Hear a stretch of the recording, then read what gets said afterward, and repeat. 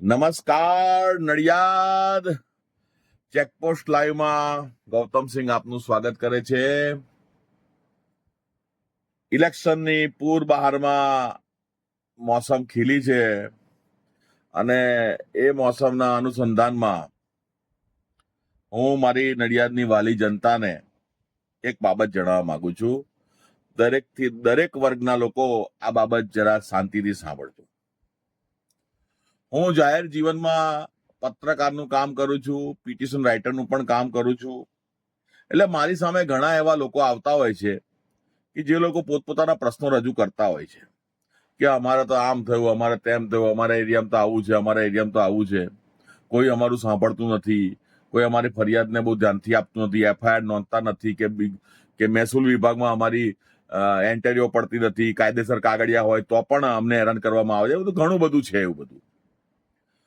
એટલે હું માત્ર એટલું જ કહેવા માંગુ છું મારા આદરણીય નડિયાદના ભાઈઓ બહેનો કે નડિયાદ તાલુકાના ભાઈઓ બહેનો કે એ બધું તમારા હાથમાં જ છે. કઈ રીતે કહું, ઇલેક્શન આવી ગયું, હવે તમે વોટિંગ કરવા જશો, બરોબર?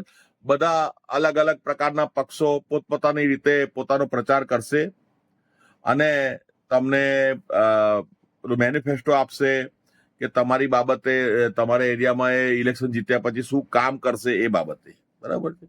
હવે તમારે શું ધ્યાનમાં રાખવાનું છે કે ધારો કે તમને કોઈ ઉમેદવાર પસંદ નથી કે કોઈ પક્ષ પસંદ નથી કે કોઈ પણ પક્ષને તમારે વોટ નથી આપવો, તમને કોઈ ઉમેદવાર પસંદ નથી. કોઈ ઉમેદવાર પસંદ હોય, કોઈ પક્ષ પસંદ હોય તો તમે વોટિંગ કરી શકો છો. પણ ધારો કે તમે એવું વિચારો કે આપણે ગમે તે એક પક્ષને તો વોટ આપવો પડે, બરાબર? તો એ બાબતે હું આપને એક બાબત જણાવવા માંગુ છું કે નોટા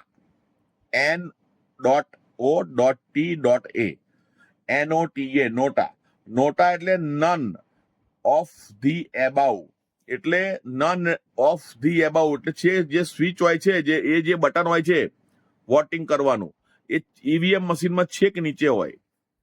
એટલે આમાં શું, જે છેલ્લું ઓપ્શન હોય એ હોય નીચેની સાઈડે, બરાબર?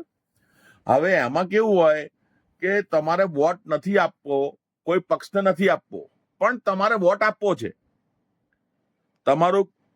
તમારા નામથી કોઈ બોગસ વોટિંગ ના કરી જાય એટલા માટે તમારે વોટ આપવો છે. તમારે કોઈ પક્ષને નથી આપવો કે અપક્ષને નથી આપવો, પણ તમારે વોટિંગ કરવું છે. તો તમે NOTA જે ઓપ્શન છે એમાં તમે તમારો વોટ આપી શકો છો. NOTA હોય એની ઉપર જે હોય નન ઓફ ધી એબવ, એટલે એવું લખ્યું હશે ઉપરમાંથી કોઈ પણ નહીં, ઉપરમાંથી કોઈ પણ નહીં એવું લખ્યું હશે, બરાબર? તો એમાં તમે વોટિંગ આપી શકો છો. જેમ બીજા પક્ષ જ્યારે પણ તમે વોટ કર્યું હોય તો જે પક્ષની સામે તમે જે સ્વિચ દબાઈ હોય ઈવીએમમાં, એવી રીતે ઉપરમાંથી કોઈ પણ નહીં એ સ્વિચમાં તમે દબાવો એટલે તમારો વોટ આપેલો ગણાય. તમારો પછી તમારા નામથી કોઈ બીજો વોટ નાખી શકે નહીં, પણ તમારો વોટ ગણાઈ જાય, તમે વોટ આપ્યો છે એમ સાબિત થઈ જાય. પણ કોને આપ્યો છે, શું છે એ તો તમે જ જાણો, બીજા કોઈને ખબર પડે નહીં કે ભાઈ ફલાણા ભાઈએ નોટામાં વોટ આપ્યો છે. હા, છેલ્લે જ્યારે ટોટલ થાય ત્યારે ખબર પડે કે નોટામાં આટલા વોટ પડ્યા છે. પણ એની અંદર બી એક ખૂબ જ ખૂબસૂરતી છે કે એમાં અમુક નોટામાં વોટ પડે અમુક સંખ્યામાં, મારા ખ્યાલથી 50% ઉપર છે કંઈક, બરાબર ને? કદાચ એનાથી ઓછું કે વધુ હોઈ શકે. તો એટલા વોટ જો નોટામાં પડી જાય, તમારા ધારે કે વોર્ડ નંબર ફલાણા વોર્ડ નંબર, હવે વોર્ડ નંબરમાં ટોટલ વોટ 5000 હોય.